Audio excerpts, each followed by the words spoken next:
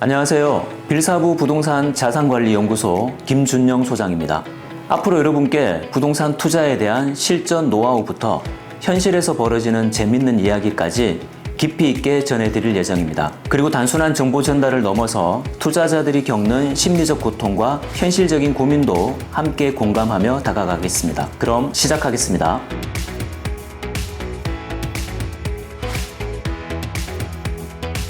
여러분, 혹시 이런 말 들어보셨나요? 길은 마윈이 만들고 돈은 왕웨이가 번다. 단순히 말장난처럼 들릴 수도 있지만 사실 이 말에 꽤 깊은 의미가 담겨 있어요. 오늘은 부자들의 성공 이야기 그 첫 번째 시간으로 보이지 않는 가치를 본 남자 왕웨이의 이야기를 함께 나눠보려고 합니다. 고등학교 졸업에 염색 공장 배달원이었던 한 청년. 그런데 지금은 중국에서 손꼽히는 부자가 되었어요. 이건 단순히 돈을 많이 벌었다는 얘기가 아니에요. 그가 어떤 순간에 어떤 가치를 보고 또 어떻게 그걸 자기 길로 만들었는지를 들여다보면 어쩌면 지금 우리 삶과도 많이 닮아 있을지 몰라요. 자, 이제 그의 이야기 속으로 같이 들어가 보겠습니다.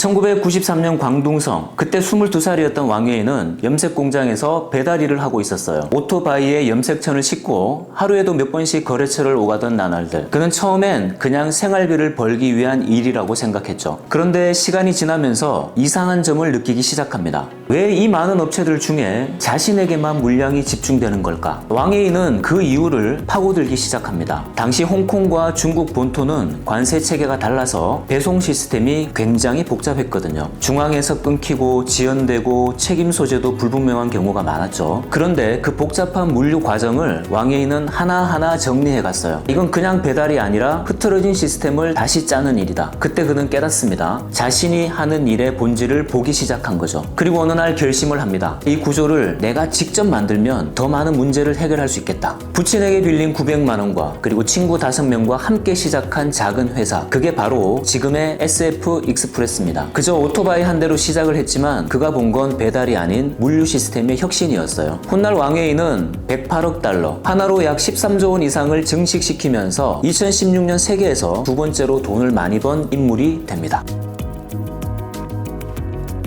왕웨이가 물류 현장에서 차근차근 물류 시스템을 만들어 가던 그 무렵 또 다른 곳에서 스타트업 신화를 쓰던 인물이 있었죠. 바로 마윈입니다. 인터넷을 기반으로 한 전자상거래 그리고 알리바바. 그는 언제나 사람들 앞에 서 있었어요. 프레젠테이션도 잘하고 말도 잘하고 비전도 확실했죠. 반면 왕웨이는 철저히 뒤에서 움직이는 사람이었어요. 언론 인터뷰 그런 거 없었습니다. 회사의 사보에도 얼굴이 실린 적이 거의 없다고 해요. 왜냐고요? 기업가는 연예인이 아니다 라는 게 그의 생각이었죠. 왕웨이에게 중요한 건 보여지는 이미지가 아니라 현장에서 실제로 움직이는 사람들에게 맞춰져 있었죠. 이 두 사람은 방식은 전혀 달랐지만 각자의 자리에서 남들이 보지 못한 가능성을 먼저 본 사람들입니다. 한 가지 재밌는 일화가 있어요. 마윈이 한창 사업이 커지던 시절 왕웨이에게 면담을 요청한 적이 있었거든요. 그런데 왕웨이는 이렇게 대답을 했다고 합니다. 지금은 나눌 얘기가 없다. 해야 할 일이 많기 때문이다. 그 말엔 좀 복잡한 감정이 있었을 거예요. 협업보다는 내 조직을 지키고 당장 해결해야 할 현장이 우선이라는 판단이었죠. 왕웨이는 겉으로 보이기보다 실속을 택한 사람이었습니다.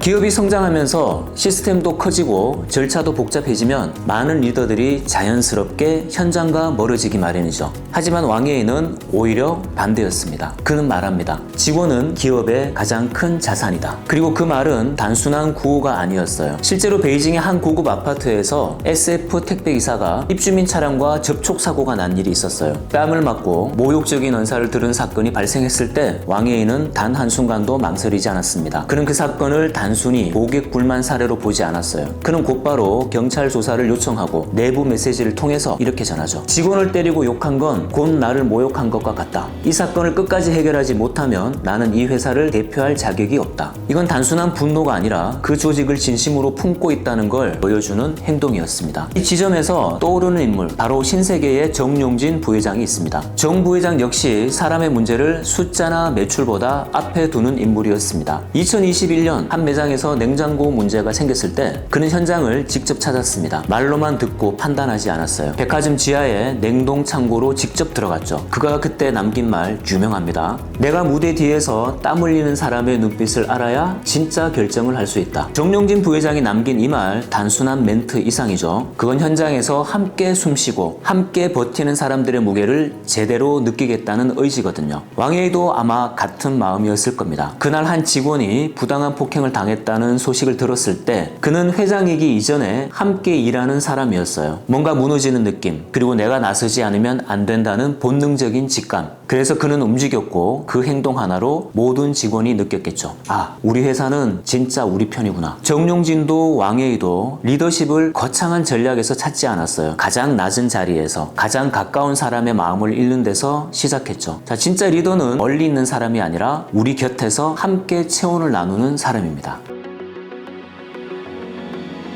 이제 시선을 더 넓혀볼까요? 조용하지만 오래 살아남은 사람들, 그중 한 명이 바로 워렌 버핏입니다. 그는 뉴욕이 아닌 미국 네브래스카 오마하라라는 작은 도시에서 살고 있었어요. 수십 년째 같은 집, 같은 사무실, 같은 투자 방식, 언론에 자주 등장하지도 않고 언제나 한결같은 모습이죠. 가장 조용한 방식이 가장 멀리 간다. 그가 남긴 이 말은 단순한 미덕이 아니라 철저한 실천이었습니다. 왕예희도 같은 길을 걸었습니다. SF 택배를 운영하면서도 화려한 수사나 쇼맨십은 없었어요. 마윈조차 그와 만나길 원했지만 그는 할 얘기보다 해야 할 일이 많다며 정중히 거절합니다. 이 말 한마디에도 왕예희의 철학이 그대로 담겨 있어요. 지금 내가 가장 집중해야 할 일이 무엇인지 아는 사람. 버핏이 작은 책상에서 거대한 가치를 창출해냈다면 왕예희는 오토바이 한 대에서 시작해 중국 전체를 연결하는 물류 네트워크를 설계했죠. 조용하지만 단단하게 흔들리지 않게. 이게 진짜 부자의 길이 아닐까요?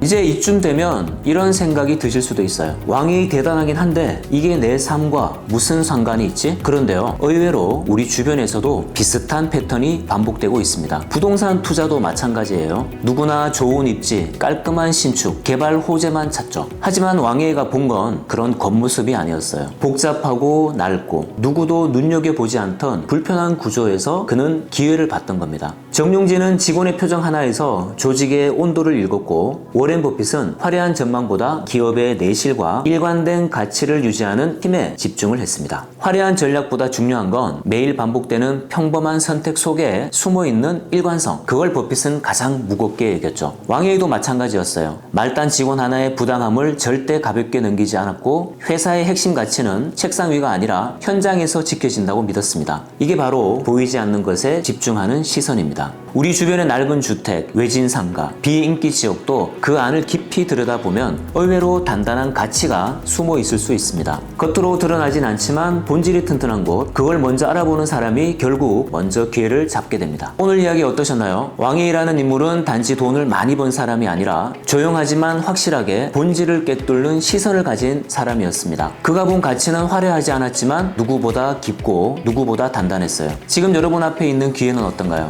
겉은 평범하고 당장은 매력 없어 보일 수 있어요. 하지만 그 안에 남들이 보지 못한 가치가 숨어 있을 수 있습니다. 그걸 먼저 본 사람이 결국 이 시대의 왕예희가 되지 않을까요? 오늘도 여러분의 투자 여정이 조용하지만 단단하게 이어지길 응원하겠습니다.